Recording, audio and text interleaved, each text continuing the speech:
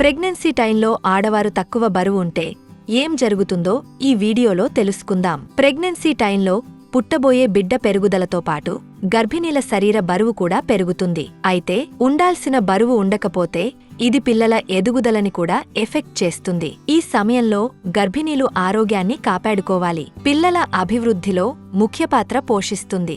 రోజులు పెరిగే కొద్దీ బరువు పెరుగుతారు. అయితే తగినంత ఎదుగుదల లేకుంటే ముందే డెలివరీ అవ్వడం, పుట్టినవారు తక్కువ బరువుతో పుట్టడం, బిడ్డ పెరగకపోవడం అనేక సమస్యలకి దారితీస్తుంది. కాబట్టి బరువు విషయంలో జాగ్రత్తగా ఉండాలి.